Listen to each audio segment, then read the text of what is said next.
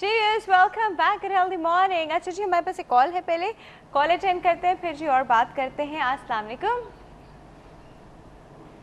अस्सलाम वालेकुम। I think मुझे कॉल की आवाज़ नहीं आ रही, दूसरी कॉल अटेंड कर लेते हैं जी। अस्सलाम वालेकुम। अदनान बात कर रहा हूँ लाहौर से। अदनान साहब, गुड हेल्दी मॉर्निंग। बहुत दिनों बाद फ़ोन किया आपने। हाँ बस ऐसे ही अच्छा जी अदनान साहब, हमारे पोल का जवाब देंगे? जी जरूर। सुना है? जी जी सुन लिया। हाँ तो जवाब दीजिए। हाँ जी, हाँ जी, मोबाइल वाला। उसकी चीज है, वैसे मैं भी रात को ऑफ कर सकता हूँ। क्यों क्यों क्यों, मुझे बताएं, इसके बगैर जिंदगी अच्छी है या बुरी है? ये ऐसी चीज है जो बातों को भी नहीं छोड़ता। ये भी पॉइंट सही कह रहे हैं आप। मैं आपको लिखूंगा, अगर आप कहें सुना देता हूँ। मैंने एक बार बहुत कॉलिंग, मैं अपने किसी और सब लोग ऑडियंस से काम लेना था मैंने, तो उसको बहुत फोन करने के बाद जब उसने नहीं उठाया तो फिर मैंने बाद में उसको डांटा। और अच्छा, मैंने उसको थोड़ी देर के बाद फोन उठा भी लिया। मैंने कहा भाई क्या हो गया, फोन नहीं उठा रहे? कहता सर मैं बाथरूम में मजबूर हूँ, क्या करूँगा। बड़ी गंदी आवाज में तो ये मुझसे बात ये भी है पॉइंट। अच्छा जी, हम लोग ना जो अपनी प्राइवेट टाइम का फ्री टाइम भी मिलने चाहिए। हाँ, आपका अपना टाइम होना चाहिए, आपकी प्राइवेसी में सारा कोई इन्वेट करने के लिए आपके साथ बैठा है वो आपको मोबाइल फोन है। अच्छा जी, हम लोग ब्लड प्रेशर पे बात कर रहे हैं, कुछ कहना चाह रहे हैं? ये बहुत जरूरी बात मैंने कर रही थी। असली में मैं एक दफा डॉक्टर के पास गया था, उन्होंने वो स्टेथोस्कोप मुझे लगा के तो काफी देर देखने के बाद कहा कि आपका हार्ट जो है ना बहुत स्ट्रेस में है 5 साल से, और आपकी दीवारें सख्त हो गई हैं। तो इसके लिए तो ये ऐसी कोई फिनोमेना है? ये इन्होंने स्टेथोस्कोप आपके ऊपर थोड़ी देर लगा के रखा, आप बताया कि 5 साल से आपके साथ ये हो रहा है। आप स्ट्रेस में हैं, मैं आपकी सारी कहानी सुना रहा आपका हार्ट। अच्छा उन्होंने हार्ट से बातें की हैं। ओके, कहा कि आप दिल की दीवारें सब खोल चुकी हैं, तो आपको चाहिए कि इसकी कोई दवाई वगैरह लें। तो मैं ये डॉक्टर से पूछ रहा हूँ कि इस तरह की कोई फिनोमेना है, कैसे मालूम हो जाता है? किस चीज की दवाई लेने को कहा उन्होंने आपको? कहा कि हार्ट जैसे कोई वगैरह को पास चल रही है ना, आप ले रहे हो मेडिसिन और बाकायदा प्रिस्क्राइब की है आपको? शुरू नहीं किया मैंने, लेकिन ब्लड प्रेशर बॉर्डरलाइन है, लेकिन आज जो डॉक्टर ने बताया कि 120 से नीचे जो है नॉर्मल है, तो उससे तो मेरा ऊपर ही है, 130/90 रहता है हमेशा कॉन्स्टेंटली भी नहीं रहता, लेकिन मतलब थोड़ा सा स्ट्रेस कंडीशन में ऊपर नीचे होता रहता है। अच्छा अच्छा, चलिए डॉक्टर साहब को पूछना चाहिए। डॉक्टर साहब को कुछ पूछेंगे? नहीं, ये हाइपरटेंसिव हैं क्या खुद? बस ये बॉर्डरलाइन रहता है, यानी कोई आप दवा तो नहीं लेते ब्लड प्रेशर की? लेकिन वॉक एंड डाइट से कुछ दवा का कुछ आपने कहा शुरू की है? नहीं, अभी शुरू नहीं की है। अच्छा अच्छा, ठीक ठीक ठीक है। नहीं बताते हैं, लेकिन कोई अंदाजा मुझे बता देंगे कि दवा के। ठीक, इनके सवालों के 2 जवाब हो सकते हैं। अच्छा, चलिए हम आपको जवाब दे रहे हैं, ठीक है जी। एक तो ये कि उन्होंने कहा कि मेरे डॉक्टर ने स्टेथोस्कोप लगाकर और मुझे बताया कि मेरे दिल की दीवारें जो हैं सख्त हो गई हैं, ठीक है। वो कोई ऐसी बात सिवाय इसके कि एक होता है साउंड जिसको कहते हैं S4, हो सकता है डॉक्टर साहब ने वो सुन लिया हो। हार्ट साउंड जो होता है ना दिल की मर्मर, हाँ नहीं नॉर्मल साउंड्स होते हैं, साउंड फर्स्ट और सेकंड होते हैं, और उसके अलावा कुछ एबनॉर्मल साउंड्स भी होते हैं जिनको third heart sound, fourth heart sound कहा जाता है। हो सकता है डॉक्टर साहब के ने स्टेथोस्कोप से S4 सुन लिया हो और उनको बता दिया हो कि आपकी हार्ट की जो दीवारें हैं वो सख्त हो गई हैं। ये पॉसिबल है, लेकिन बहुत रेयरली लोग इस चीज़ को सुन पाते हैं, मतलब रिकग्नाइज करते हैं कि S4 मरीज़ में है या नहीं है। नंबर 2, हमारी जो दूसरा सवाल का जो जवाब है कि इनका ब्लड प्रेशर जो आ रहा है इसको हम बॉर्डरलाइन हाइपरटेंशन भी कह सकते हैं। नंबर 2, हो सकता है वो जैसे डॉक्टर साहब ने पहले बताया कि वो पहली मरतबा जब डॉक्टर साहब के पास गए हैं और उन्होंने उनका ब्लड प्रेशर लिया, उस वक्त वो रीडिंग ज़्यादा थी, और आज वो थोड़ा सा रिलैक्स होकर सेकंड टाइम गए हैं और आज उन्होंने बता दिया कि आपका ब्लड प्रेशर बिल्कुल नॉर्मल है। अदरवाइज़ इनके ब्लड प्रेशर की जो कल लेवल थी उसको हम प्री हाइपरटेंशन में फिट इन कर सकते हैं, और उसके लिए जैसे डॉक्टर साहब ने पहले ही बता दिया कि ऐसे मरीज़ों को हम लाइफ स्टाइल मॉडिफिकेशंस की तरफ मोटिवेट करते हैं कि वो जैसे वॉक वगैरह करना है और इस तरह की डाइटरी मतलब मॉडिफिकेशंस पर स्ट्रेस देते हैं। इनसे मोस्ट ऑफ द पेशेंट्स जो है या सोडियम जो है कम लेने की हिदायत कर दें, उससे इनका इलाज हो सकता है। ज़रूरी नहीं है कि मेडिसिन की तरफ जाए। सही। हाँ, एक बात का इसमें इजाफा मैं कर देता हूँ कि वो सख्ती जो दीवारों की है दिल की, एक्चुअली ये यानी एक्चुअल आप इको से मालूम करते हैं। इको एक टेस्ट होता है जो बता देता है एग्जैक्टली, स्टेथोस्कोप नहीं बता सकता। आपको एक आइडिया ज़रूर दे सकता है आपका क्लिनिकल एग्जामिनेशन, क्योंकि दिल की हम एक ख़ास तरीके से उसकी फीचर्स असेस करते हैं हाथ के ज़रिए से।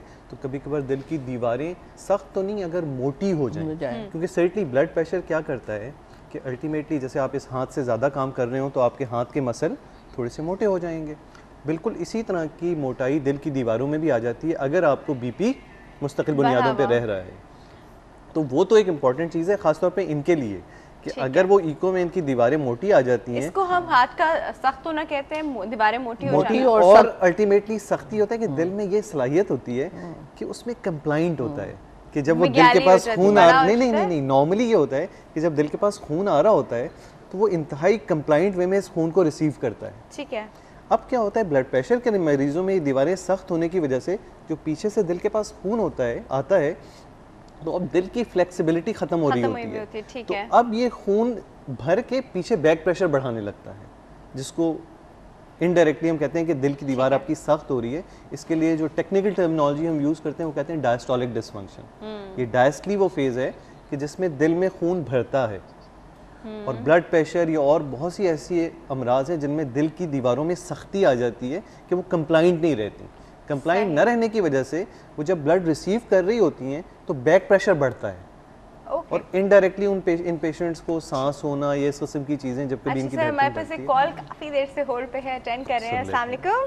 वालेकुम अस्सलाम। Mrs Fahim, good healthy morning. Good healthy morning. आप कैसी हैं? मैं ठीक हूँ, आप कैसे हो? बिल्कुल ठीक ठाक। आज इतने दिनों बाद कैसे याद किया आपने हमें? नहीं, मैं फोन करती हूँ फिर ब्रेक पे चले जाते हैं, मैं फोन बंद कर देती हूँ।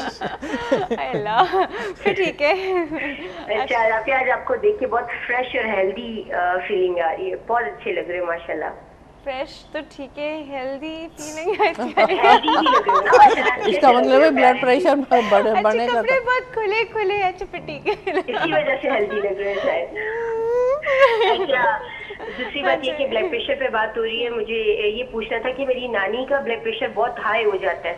अच्छा ठीक है। तो उसकी वजह से उनके सर में तकलीफ होती है और बार कुछ ऐसा होता है कि नाक से सर में दर्द होता है और नाक से ना क्लॉट्स आते हैं गोश्त के, पता नहीं क्या होता है वो, व्हाटएवर, मुझे नहीं पता वो क्या चीज होती है, मगर वो उनको बहुत तकलीफ होती है और नाक से वो ना उनके निकलते हैं।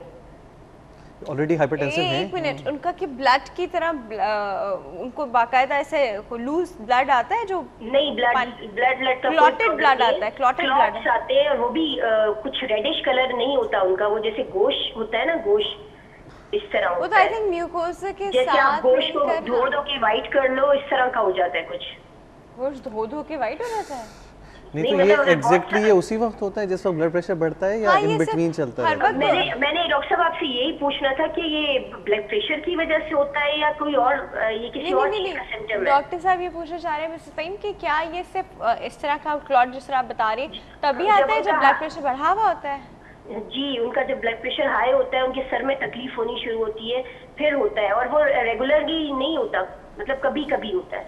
अच्छा ठीक है। चले जी, हम आज हमारे पोल का जवाब नहीं देंगी? पोल का जवाब दूंगी 50-50%। ये क्या बात है? अच्छा है, मतलब मोबाइल का यूज बहुत अच्छा है हर तरह से। अच्छा, और 50% खराब है। अच्छा चले जी ठीक है। सियासी जवाब दे दिया उन्होंने, पॉलिटिक्स वाला बहुत शेयर जवाब दे। देखिए सही बात तो सही कह रही हैं, हो रहा है मोबाइल, मिसयूज हो रहा है, ज्यादातर मिसयूज हो रहा है, मगर अगर आप मतलब यूटिलिटी भी है बिल्कुल। हाँ, ये डॉक्टर साहब ने सही कहा कि बहुत सारी प्रॉब्लम सॉल्व भी हो जाती है मोबाइल। ये तो है। चलिए जी ठीक है, हम आपकी नानी के बारे में बात करते हैं। ठीक है जी, thank you so much for call. इस हवाले से ये है कि ऐसा जैसा इन्होंने डिस्क्राइब किया ऐसा तो नहीं होता है अमूमन। ऐसा ज़रूर होता है कि कभी कभार वक्ती तौर पे आपका बीपी बहुत ज़्यादा शूट कर जाए तो उसमें ये होता है कि नाक से खून आना शुरू हो जाता है। इसको एपिस्टेक्सिस हम कहते हैं कि इसमें कुछ लोगों में अंदरूनी तौर पे नाक की जो छोटी नालियाँ होती हैं उसमें कुछ ऐसी खराबियाँ मौजूद होती हैं जिसमें ज़रा सा बीपी रेज हुआ और वहाँ से खून आना शुरू हो जाता है। जिसे हम कहते हैं एपिस्टेक्सिस हो गया, नक्सीर फूट गई। नक्सीर फूटना, कभी कभार जैसे ये नक्सीर फूटना बगैर बीपी के भी होता है, वो टोटली डिपेंडेंट होता है आपकी इंटरनल जी। नहीं, आपको बहुत से लोग मिलेंगे उनकी हिस्ट्रियाँ होंगी कि बस अचानक बगैर किसी वजह के नाक से खून आना शुरू हो जाता है, इवन विदाउट हाइपरटेंशन। अब तो हम डर जाते हैं डेंगू हो गया या कुछ और, वो तो खैर मुख्तलिफ के ये कि जिस्म के हर जगह से खून आ रहा हो वो तो बहुत खतरनाक है, लेकिन ये नक्सीर फूटना जो है ये इवन बगैर हाइपरटेंशन के भी होता है।